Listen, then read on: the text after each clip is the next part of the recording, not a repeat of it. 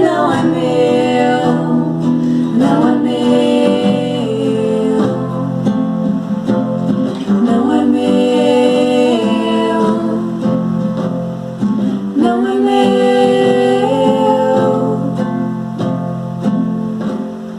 muito além de mim, maior, e ainda assim comigo teu amor me encontra até aqui.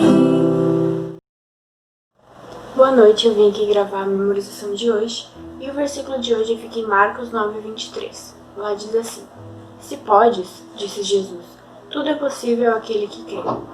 Aqui Jesus estava respondendo um menino que estava falando com ele, e o menino falou: Mestre, se tu pode fazer alguma coisa, tem compaixão e nos ajuda. Jesus olhou para ele e falou: Se eu posso? Se tu acreditar, qualquer coisa é possível. Então, se vocês querem alguma coisa, se vocês sonham com alguma coisa, vocês acham que vocês não são capazes de conseguir, basta ter fé, basta crer em Jesus que qualquer coisa é possível. E aí, pessoal, então a gente tem falado sobre o pecado e o homem nessa unidade desse mês. A gente fez no primeiro culto, a gente mais ou menos entendeu como o pecado se instaurou entre a humanidade, e depois no segundo culto a gente viu a consequência de viver com esse pecado. Agora nós vamos dar seguimento a essa ideia de como a gente tem lidado com o pecado, e agora entendendo como Jesus Cristo nos ajuda a combater esse pecado. Então vamos começar lendo Romanos no capítulo 7. Então acompanhem comigo a leitura, por favor. Isso aqui é Paulo falando então para os crentes de Roma. E ele fala o seguinte: Agora, irmãos, que vocês conhecem a lei, não sabem que ela se aplica apenas enquanto a pessoa vive? Por exemplo, quando uma mulher se casa, a lei une a seu marido enquanto ele estiver vivo. No entanto, se ele morrer, as leis do casamento já não se aplicarão à mulher. Portanto, enquanto o marido estiver vivo, se ela casar com outro homem, cometerá adultério. Mas se o marido morrer, ela ficará livre desta lei e não cometerá adultério ao se casar novamente. E isso aqui é só para comentar, tá? Até aqui esses 3 primeiros versículos. Paulo está falando da lei, da antiga lei. Então ele está falando, e aqui combatendo até uma heresia que era muito comum na época dele, no primeiro e segundo século depois de Cristo, que eram os cristãos judaizantes, ou seja, eram judeus convertidos ao cristianismo, crentes em Jesus Cristo, mas que ainda assim queriam conservar a lei de Moisés. Então Paulo está falando talvez especificamente para essas pessoas de Roma, e ele está dizendo assim, ó, a lei ela funciona enquanto a pessoa está viva, né? Enquanto eu vivo, a lei se aplica. E ele fala isso, ele faz uma analogia com o casamento. Enquanto o homem está vivo, a mulher tem união com ele e vai pecar se sair do casamento enquanto ele está vivo. Quando ele morre, a mulher está livre para se casar de novo, sem cometer adultério. E aqui ele se refere principalmente ao batismo em água, porque ele fala assim: quando tu te batiza, a simbologia do batismo é que nós afogamos o Adão. Então nós afogamos o homem velho e nós morremos com Cristo na cruz. Essa é a simbologia do batismo, porque quando a gente emerge da água, a gente nasce de novo com Cristo ressurreto. Então a ideia aqui é que quando nós nos batizamos e morremos com Cristo, agora nós estamos sob a tutela de Jesus Cristo. A lei já prescreveu nesse caso, ela não funciona mais. Ele vai falando mais, vai mostrando sobre a lei que ela, no fim das contas, acaba intensificando o pecado. Mas aguardem essa ideia, nós vamos chegar lá. Então, aqui ele faz uma pequena analogia com o casamento para mostrar que depois do batismo, depois que a gente passa a crer em Jesus Cristo e tem a vida com Ele, a lei já não serve mais. Então vamos seguir aqui, no versículo 4, tá? Assim, meus irmãos, vocês morreram para o poder da lei quando morreram com Cristo, e agora estão unidos com aquele que foi ressuscitado dos mortos. Com resultados, podemos produzir uma colheita de boas obras para Deus. quando éramos controlados pela natureza humana, desejos pecaminosos atuavam dentro de nós. A lei despertava esses desejos maus, que produziam uma colheita de obras pecaminosas, cujo resultado era a morte. Ou seja, Paulo diz aqui assim que a lei, ela não tinha um efeito restaurador no homem. A lei apontava onde é que estava o pecado. Então, como nós temos essa consciência dada por Deus, a gente sabia o que é certo e o que é errado. E a lei servia mais ou menos com esse princípio. O pessoal gosta da analogia de uma cerca, né? Como essa cerca aqui. A lei, na verdade, era a cerca. Eu sei que saindo da cerca, eu estou fazendo o que é errado. Eu estou quebrando essa lei. Mas isso não serve para me salvar. Isso não redime os meus pecados. Apenas cria um lugar seguro onde eu sei que eu não estou pecando. Mas agora, quando Cristo veio e o véu se rompeu, agora a coisa muda totalmente de cenário. É um outro elemento que tu tem para te manter santo. E já não é mais a lei prescreveu. Então vamos seguir aqui, a partir do versículo 6. Olha que ele fala: agora, porém, fomos libertos da lei, pois morremos para ela e já não estamos presos a seu poder. Podemos servir a Deus não da maneira antiga, obedecendo a letra da lei, mas da maneira nova, vivendo no Espírito. Por acaso estou dizendo que a lei de Deus é pecaminosa? Essa é uma pergunta que faz uma pergunta retórica, né? Porque ele mesmo comenta: claro que não. Na verdade, foi a lei que mostrou o meu pecado. Eu jamais saberia que cobiçar é errado se a lei não dissesse: não cobice. Ou seja, a lei, ela é boa. Então ele não está assim, porque isso é um problema que pode surgir quando Paulo fala. As pessoas podem dizer lá, um judeu lá ouvindo Paulo, pode pensar assim: pô, mas o cara está dizendo que a lei é ruim, então... E ele já se defende disso, dessa crítica que ele sabe que vai vir. Ele fala: não, a lei não é ruim, a lei é de Deus e ela serve para mostrar o pecado. Porque eu nunca saberia o que é pecado se não houvesse uma lei que me mostrasse o pecado. Vamos seguir então. Mas o pecado usou este mandamento para despertar dentro de mim todo tipo de desejo cobiçoso. Se não houvesse lei, o pecado não teria poder. Ou seja, o que ele comenta aqui?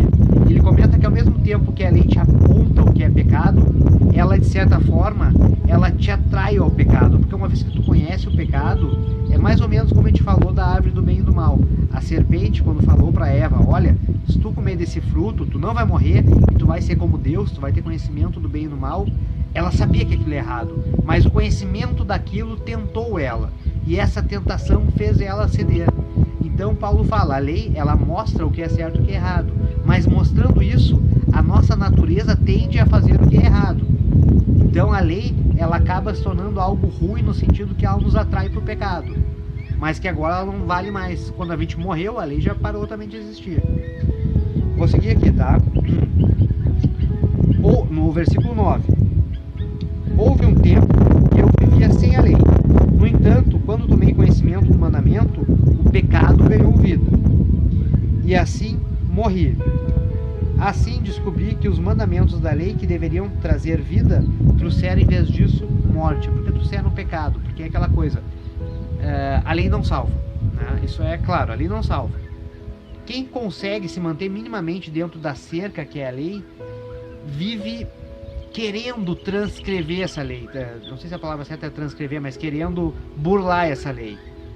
Porque a nossa natureza nos tende a buscar o pecado. Então, na verdade, é como a gente vê no Sermão do Monte, né? Quando tu pensa em alguma coisa que já é ruim, tu já transgrediu, tu já pecou. Porque Deus, em forma de Jesus Cristo, Deus Filho, ele veio para nos purificar. Para que então o pecado que habita em nós agora divida espaço com o Espírito Santo, que é quem nos purifica, que é quem combate o pecado. E não é só o ato de pecar, mas sim querer e buscar o pecado. Isso já é uma transgressão da lei.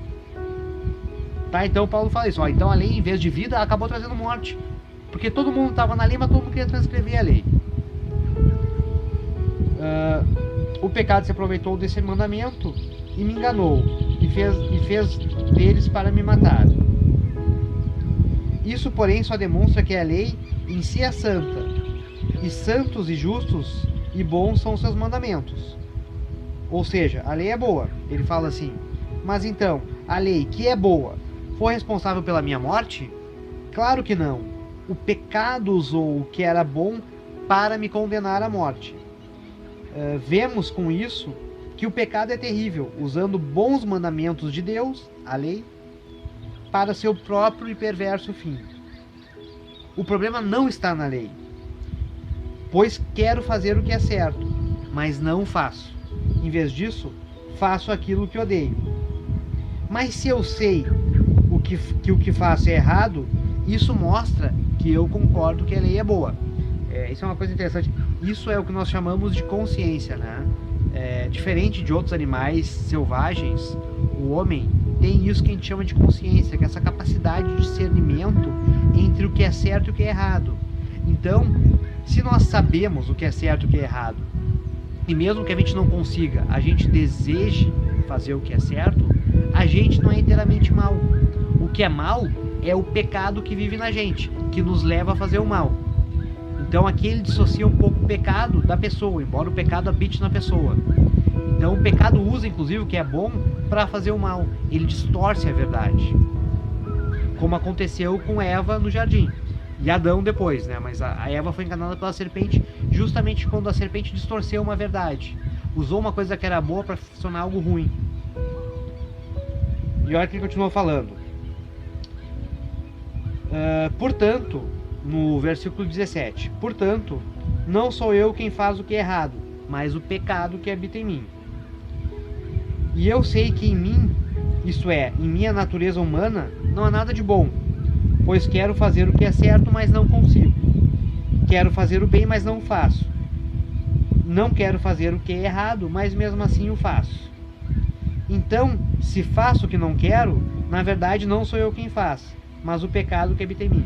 Ele insiste de novo nisso, então ele fala assim, ele parece que separa os elementos aqui. A minha natureza não é boa, tá? Porque a natureza ela é infestada pelo pecado, nós estamos contaminados e caídos. Mas mesmo assim, como fui criação de Deus, eu tenho uma consciência do que é certo e do que é errado. E eu busco o que é certo, mas eu não consigo fazer isso porque o pecado usa elementos da minha natureza para me fazer acabar perseguindo o que é errado. E eu acabo fazendo isso, mas eu não sou inteiramente ruim. Essa é difícil de entender isso, mas essa é a ideia que ele tentou elaborar aqui.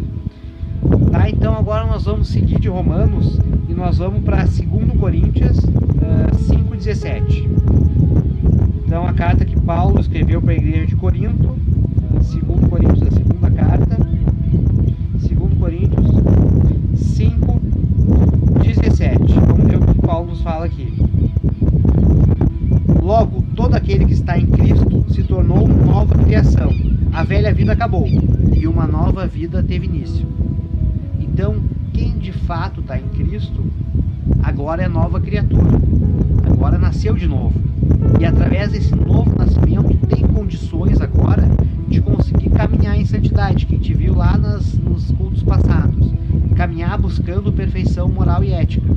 A gente só consegue fazer isso porque nós nascemos de novo. O Adão morreu, nós afogamos o Adão e ressuscitamos com Cristo. E agora a gente tem essa condição, agora com o Espírito Santo habitando na gente, de caminhar em santidade. Então essa é que Paulo fala da importância do batismo, né? Que a gente precisa agora ser nova criatura para poder cumprir o nosso propósito. Tá? Então vamos seguir um pouco mais. Vamos de novo para Paulo. Aqui nós só temos Paulo agora. Vamos para Efésios 4:27. Então aqui é a carta que Paulo escreveu para a igreja de Éfeso. Vamos lá. Efésios 4:17. Perdão, 4:27. 4:27.